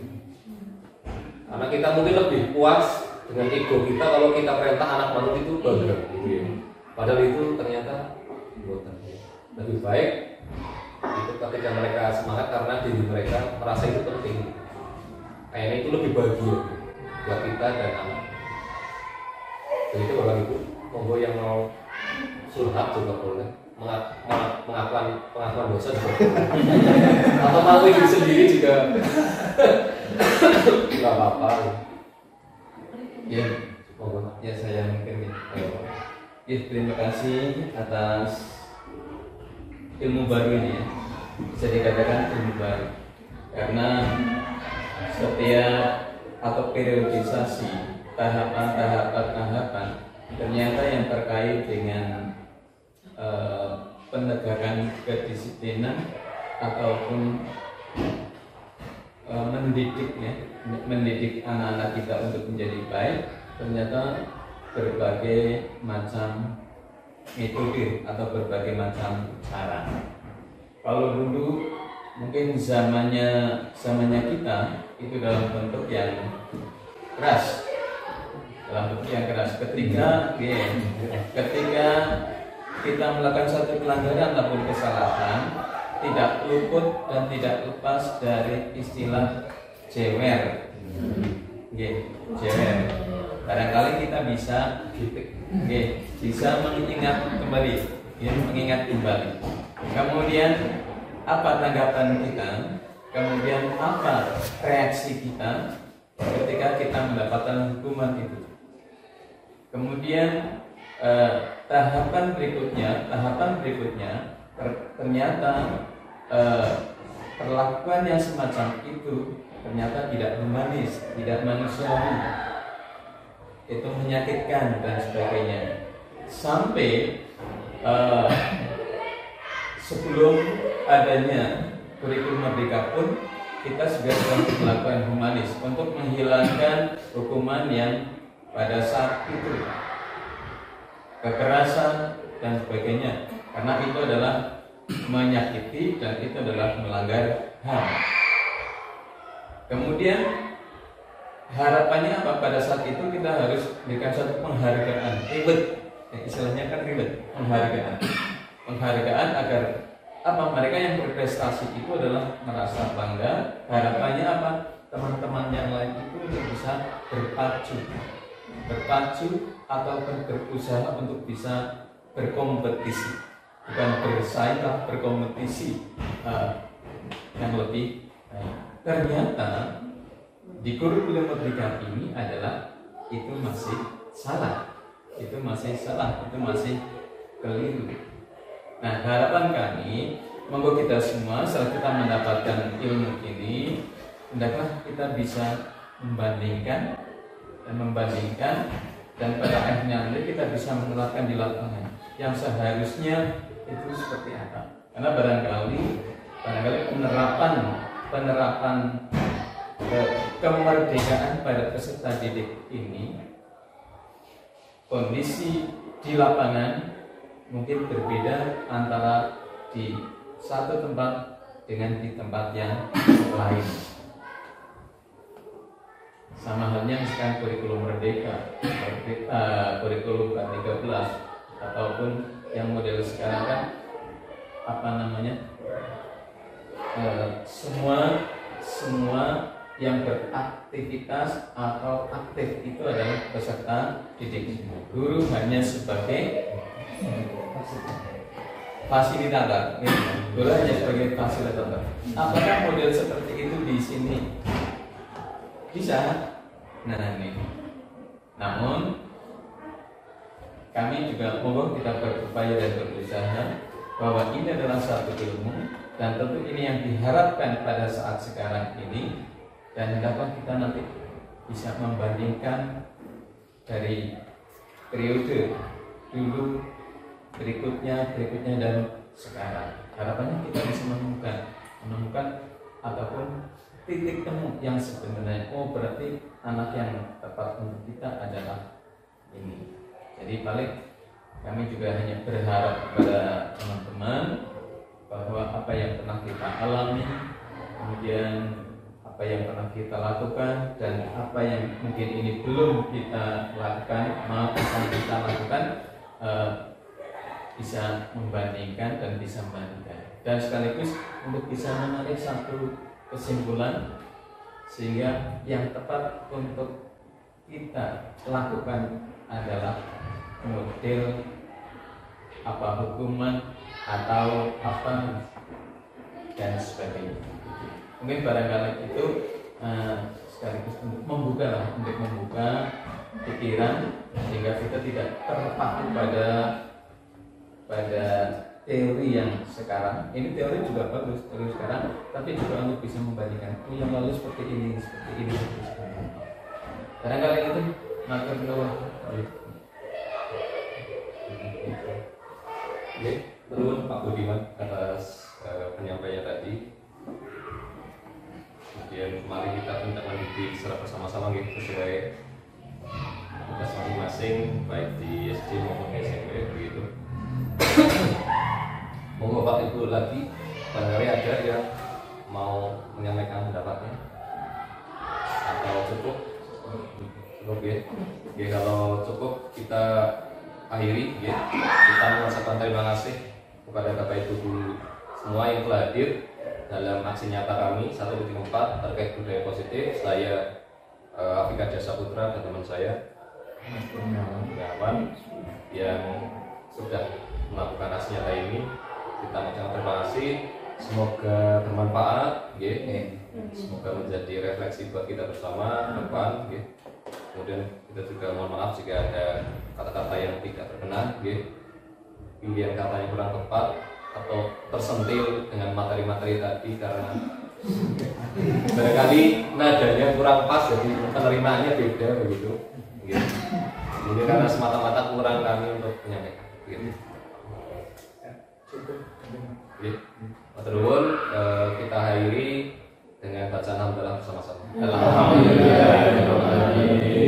Matur nuwun, saya ucapkan selamat beraktivitas dan terima kasih. Wassalamualaikum warahmatullahi wabarakatuh.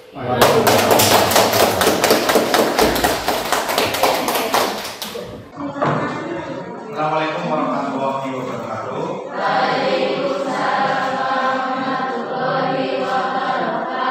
Selamat pagi. Sehat semuanya. Yang nggak masuk. Mungkin dan Anda. Nah, sebelum kita masuk ke pembelajaran, ya, nanti biar jadi lebih teratur, lebih tertib lagi. Pak Guru hari ini ingin apa? Ingin membuat keyakinan kelas ya. Nanti ini bisa diterapkan untuk pelajaran IPA maupun untuk pelajaran yang lainnya. Nah, apa sih itu keyakinan kelas? Yaitu suatu peraturan yang bisa dibuat bersama-sama antara kalian dengan guru begitu. Jadi nanti peraturannya dari mana? Dari kalian sendiri. Disepakati bersama-sama, nanti dilaksanakan bersama-sama. Seperti itu. Nah, keyakinan kelas ini ya berupa kalimat-kalimat yang positif ya. Harapannya apa? Ketika kita mengungkapkannya dengan kalimat positif, kalian juga akan bergerak atau berubah menjadi ke arah yang lebih positif. Gitu. Nah, apa sih yang kira-kira mau tunjukkan di keyakinan kelas? Nah, supaya kalian tidak bingung, Pak Guru akan membacakan beberapa nilai-nilai yang harus ada di dalam keyakinan kelas itu. Namanya ada nilai kebajikan universal. Nilai kebajikan universal, nah, kalian pernah nonton film, ada yang membawa kebajikan gitu kan, ada yang menumpas kejahatan. Nah, kalian ingat yang kebajikan saja. Nah, nilai kebajikan universal itu berlaku untuk semua orang ya, tanpa melihat agama, tanpa melihat ras. Itu. Ini berlaku untuk semuanya. Contohnya nilai kebajikan universal, kalian yang sudah lihat di profil pelajar Pancasila, ada beriman, ya, bertakwa pada Tuhan Yang Maha Esa, dan berakhlak mulia. Nah itu bisa-bisa untuk semua agama kira-kira bisa apa enggak? Beriman, ya, mereka yang imannya pada Kristiani ya Kristiani, silakan. Tuhan yang Maha Esa, yang mereka ya Esanya mereka, yang Buddha. Dan berarti universal itu umum untuk siapapun bisa. Kemudian ada mandiri tahu mandiri. Nah itu nilai kebajikan universal. Kemudian ada bernalar kritis, ada berkebinekaan, ada saling menghormati, saling menghargai, kesamaan, dan toleransi. Itu nilai-nilai kebajikan, terus disiplin dan lain sebagainya. Nah, pada kesempatan kali ini Pak Guru ingin membuat keyakinan kelas. Silakan kalian dari nilai-nilai kebajikan yang Pak Guru sebutkan, dan kalian pasti sudah paham nilai kebajikan itu yang seperti apa. Ya, pasti yang baik-baik. Silakan kalian nanti buat dalam bentuk kalimat yang positif. Nanti kita tuliskan di papan tulis, nanti kita bahas bareng, sepakati bersama. Nanti akan ditempelkan ke papan dan kita baca itu. Jadi nanti semakin hari semakin untuk mengingatkan kita. Oh, kalau saya berbuat seperti ini, ternyata ada tulisannya sebagai pengingat.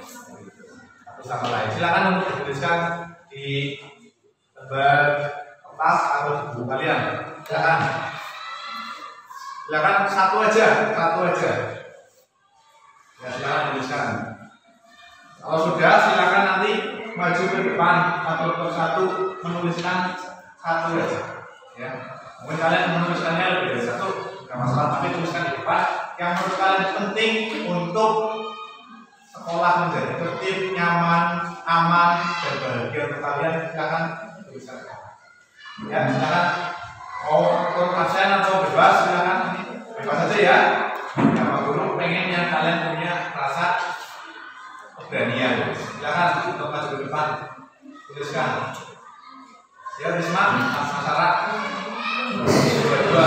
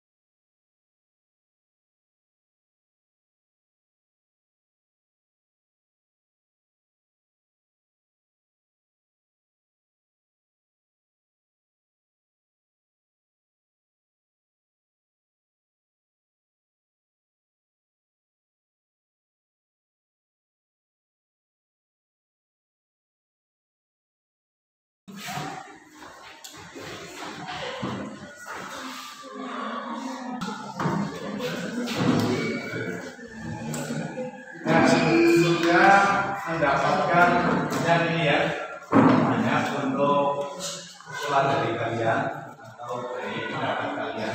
Nah di sini anak-anak promokan supaya apa? Supaya lebih gampang kalian ingat dan mudah kalian dalam pelaksanaannya. Kalau panjang seperti ini jadwal masing-masing itu kan terlalu panjang, kalian lupa. Nah, kita kelompokan. Oke, yang pertama dari ujung sini dulu, ya. Ini ada kata-kata kebersihan. Oke, Pak Sari yang hampir mirip dengan kebersihan. Kira-kira yang mana? Yang mana? Yang berhubungan dengan kebersihan. Yang piket ya, piket kelas ini ya. Ini hubungannya sama kebersihan apa enggak? Terus ada lagi buanglah sampah pada tempatnya. Terus apa lagi ya bersih?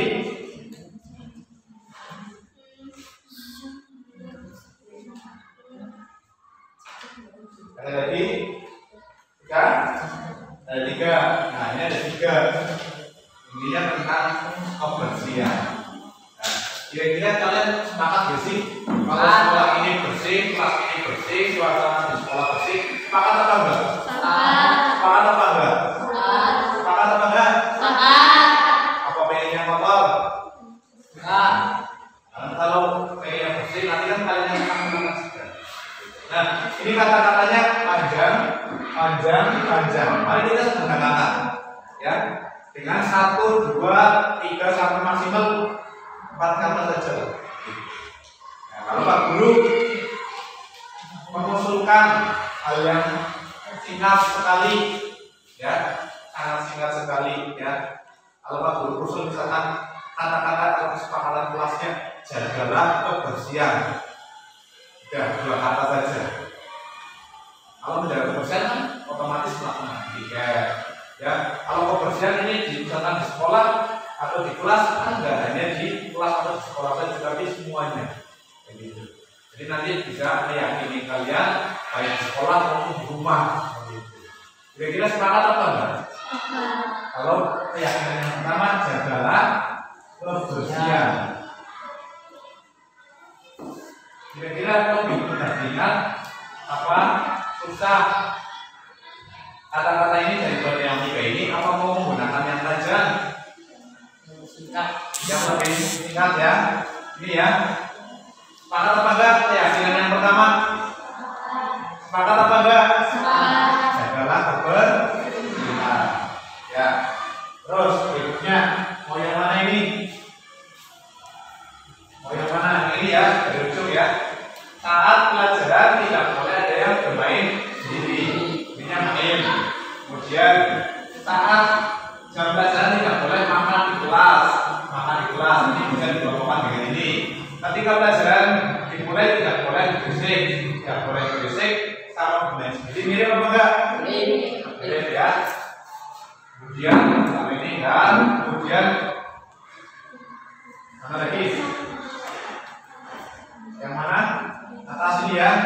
Sebaiknya ini ya tidak boleh berisik. Ini satu apa ya? Satu hal ya, satu macam ya. Satu jenis. Terus ada lagi jangan makan. Ini satu lagi. Kemudian ada lagi. Ada lagi. Itu ya. Ada lagi apa enggak? Kira-kira oh iya, ini tadi harusnya masuk di sini jaga kebersihan ya. Sebaiknya sebelum berangkat sekolah mandi terlebih dahulu. Tapi kan menjaga kebersihan diri kalian juga kan. Jadi ini masuk di jagalah kebersihan. Ya, tidak hanya kebersihan kelas, tapi kebersihan diri, kebersihan kelas, kebersihan sekolah, kebersihan rumah, ya semuanya. Jadi kita punya satu keyakinan yaitu jagalah kebersihan. Yang kedua tadi tentang jam pelajaran. Nah, ada usulan yang lebih singkat, yang lebih gampang kalian mengerti. Menjaga apa? Kira-kira kalau nggak boleh berisik, menjaga tertib. Kira-kira bisa? Ini enggak bisa merangkum yang tadi yang banyak apa enggak? Yang berisik, makan, bisa apa enggak? Menjaga ketertiban.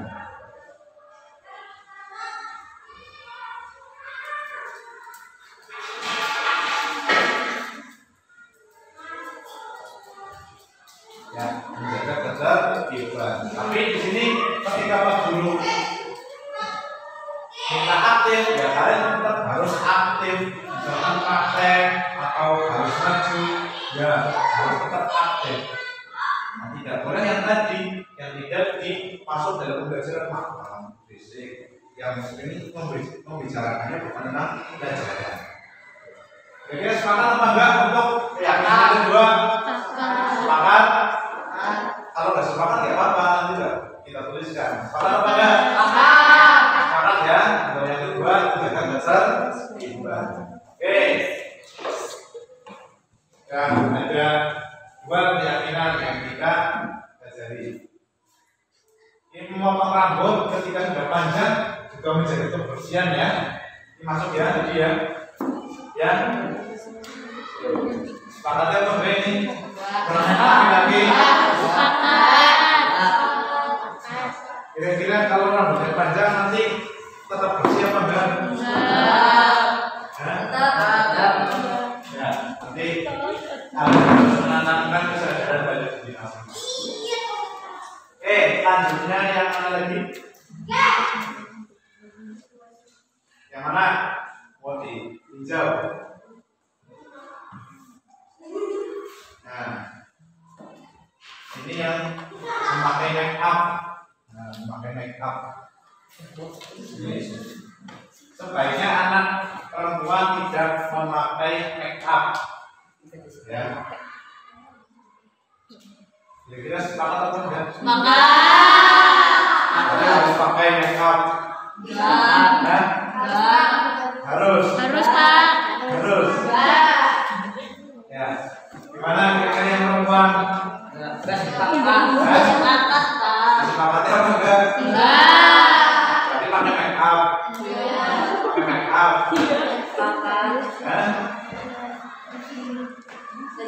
Ayo jangan kopi. Ya pakai baju ya. Make upnya dimaksud ini kan tinjunan, parfum, pensil alisan, hidungan. Ya nggak kayak gitu juga Pak. Karena kayak Nah, maka dari itu kita harus buat keyakinan biar lebih kalian lebih terarah lagi. Kira-kira ada yang punya usulan kata-katanya benar. Berhiaslah sederhana. Kira-kira jadi terima? bisa. Jadi terima? Bisa. Keyakinan yang ketiga ya. Terus tuliskan di sini.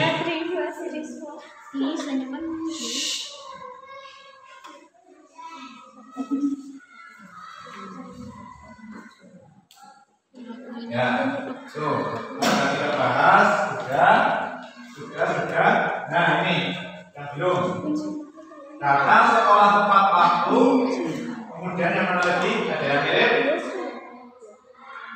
Nah ini ketika baju harus dimasukkan di dalam baju ini ya, di dalam celana ini berarti tadi sudah masuk ke dalam ketertibannya. Bisa apa enggak masuk ketertiban? Bisa. Ya. Oke, kita sudah.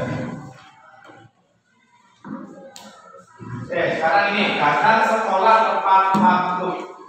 Nah, sekolah tepat waktu. Kira-kira kalau kalian pengennya berangkatnya seenaknya sendiri apa pengen tepat waktu sih? Tepat waktu.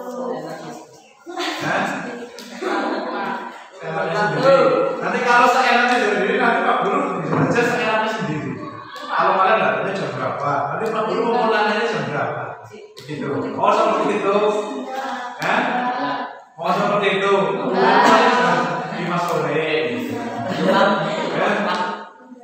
Ya, datang ke sekolah tepat waktu. Ya, datang ke sekolah tepat waktu. Sepakatnya apa enggak? Sepakat apa enggak? Nah, datang sekolah tepat waktu itu bisa disederhanakan apa enggak? Bisa. Apa? Maksudnya? Noting Pak. Bentar. Ya, guru pindah lagi ya.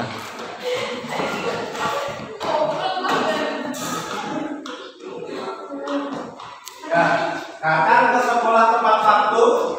Ya. Nah, tadi nggak positif semua ya, menjaga, berhiasat sederhana itu positif semua. Ini datang sekolah tepat waktu.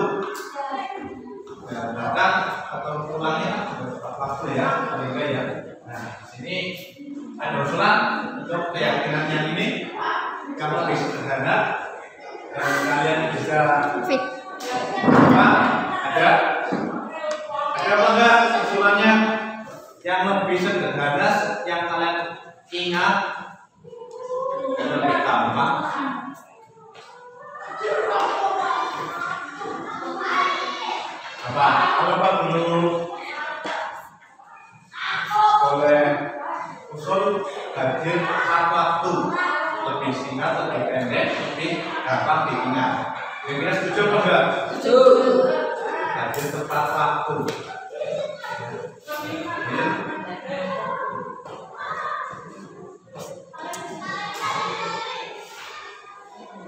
Ya, sudah.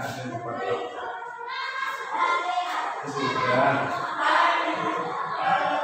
Hingga ini sama ini ya. Oke. Berbuat sopan santun terhadap bapak ibu guru. Ya. Kira-kira mau sopan sama bapak ibu guru apa enggak? Terus sama teman-teman kalian sopan apa enggak? Ya? Mau apa enggak Pak Dio? Ya? Mau apa enggak? Mau apa enggak sih? Mau sopan sama Pak Guru, sama teman-teman, sama keluarga sekitar, mau apa enggak? Mau. Hah? Mau. Itu baik apa enggak sih kira-kira? Baik. Baik apa enggak? Baik. Yakin baik apa enggak? Yakin. Kalau sopan, yakin baik apa enggak? Yakin. Kira-kira Google mau sopan ini. Baik apa enggak? Baik. Kira-kira pengen gitu apa enggak? Yakin. Hah? Yakin. Enggak pengen sopan nih. Ya. Berbuat sopan santun terhadap bapak ibu guru. Ya. Kemudian kalau Pak Guru boleh usul saran itu tidak hanya terhadap bapak ibu guru, terhadap orang tua, kemudian terhadap sesama teman kalian, terhadap keluarga sekitar, ya. Itu sopan santunnya ya semua. Nah, di sini ada usulan untuk ini keyakinan ini yang lebih sederhana. Ada apa enggak? Kira-kira kalau buat sopan santun itu saling apa sih? Mereka saling apa? Saling menghormati. Ya, kita punya keyakinan yang kelima, saling menghormati.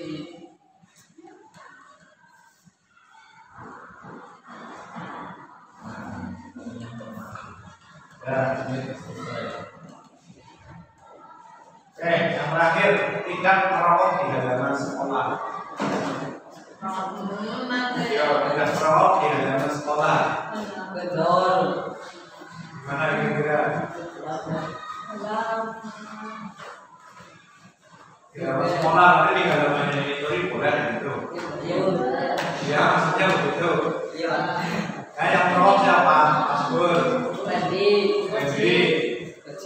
merokok. Besi. Besi. Ini mau disepakati apa enggak?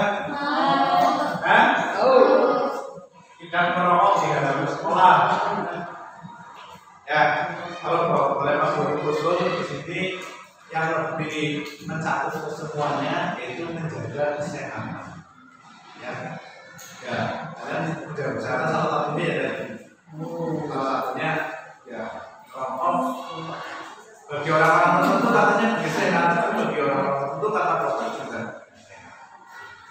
Makanya harusnya keyakinan dalam diri kalian sendiri. Ya, Guru usul untuk nomor 6 jagalah kesehatan.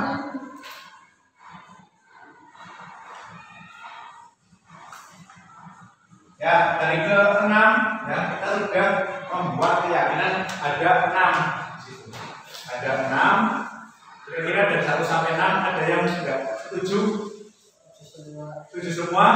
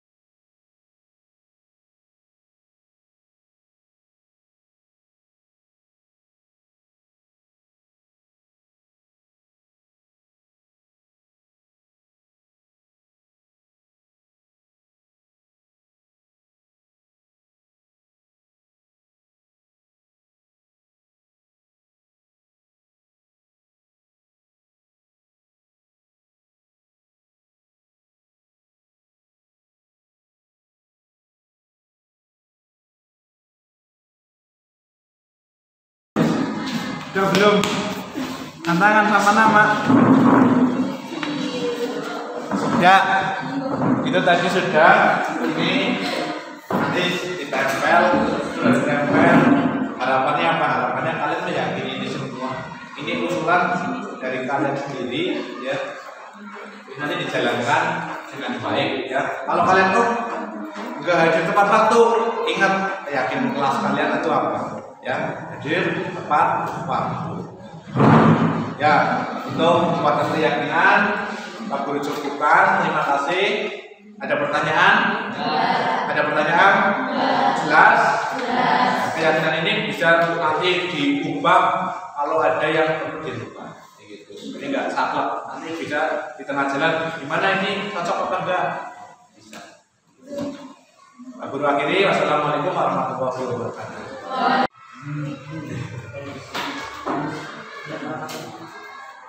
Assalamualaikum warahmatullahi wabarakatuh. Waalaikumsalam warahmatullahi wabarakatuh.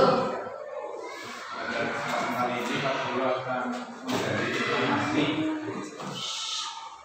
tentang pemilihan dasar kalian. Jadi nanti Pak Guru akan bagikan kuesioner. Ya, kuesioner ini jadi kalau kalian punya kelas AMBK di penilaian survei karakter, ya, itu ada. Sini kalian nanti pilih. Misalkan pernyataan pertama, saya senang berteman. Nah, ini kalau pilih satu berarti nanti dikali yang satu. Ini ada keterangannya satu itu tidak benar. Kemudian kadang-kadang sangat benar. Ya, sangat benar berarti 5 ini. Nilainya 5. Ya, silakan nanti kalian isi ada 40 nomor. Jadi kalian tinggal tugasnya melingkari, ya, dari 40 nomor ini. Nah, untuk apa? Supaya Pak Guru tahu kalian itu kebutuhan dasarnya kurangnya apa. Karena ada 5 kebutuhan dasar manusia, baik kalian maupun Pak Guru. Ada rasa senang, kebebasan, penguasaan, kasih sayang, diterima, dan lain sebagainya. Ini nanti kalian tulis, nanti Pak Guru bisa tahu, oh kalian ternyata kebutuhan dasar kalian yang dipenuhi, apa yang kurang itu apa, Pak Guru bisa tahu. Nanti kita hitung bersama-sama. Nah, kalian nanti juga bisa menilai diri sendiri. Oh, ternyata saya kurang semangat. Oh, ternyata saya dari segi gimana? Itu bisa kelihatan dari jawaban di sini. Ada pertanyaan? Ya. Nanti silakan ditulis nama, kemudian nama saja cukup. Ya, nanti kemudian itu kemudian sini. Ya. Ada pertanyaan? Ya, cukup ya. Ini ada 2 lembar. Dibagikan dengan tolong. Dibagikan. Satu orang satu. Tidak usah melihat temannya mengerjakannya apa, tapi sesuai diri sendiri aja.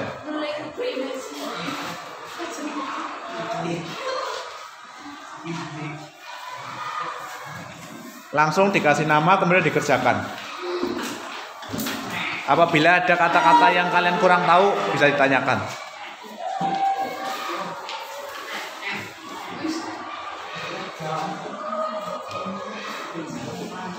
Silakan isi, kasih nama, biar nama. Ada 1, 3, 5. Silakan kalian pilih nama. Ya, cari. Ya. Pernyataan 1 apa?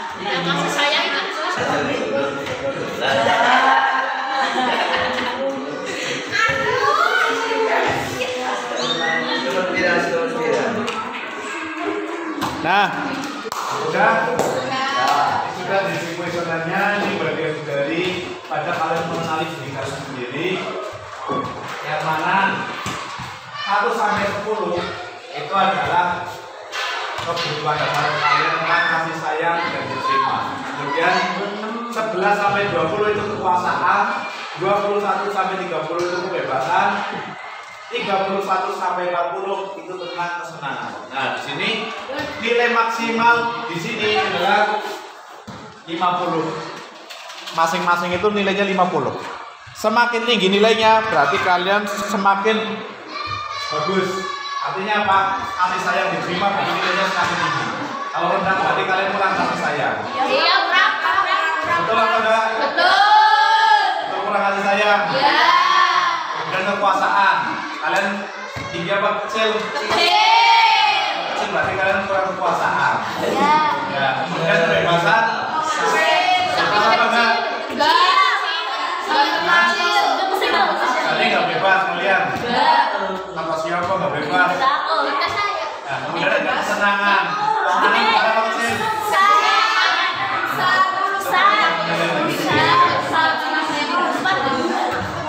Kalau nilainya 50 berarti kalian sudah bagus karena sudah bisa diterima sama orang lain, kemudian senang, bebas, kemudian bisa memiliki penguasaan diri yang baik. Ya. Ya. Bisa dikumpulkan. Ya, silakan. Port absen ya. Port absen. Ya. Port absen.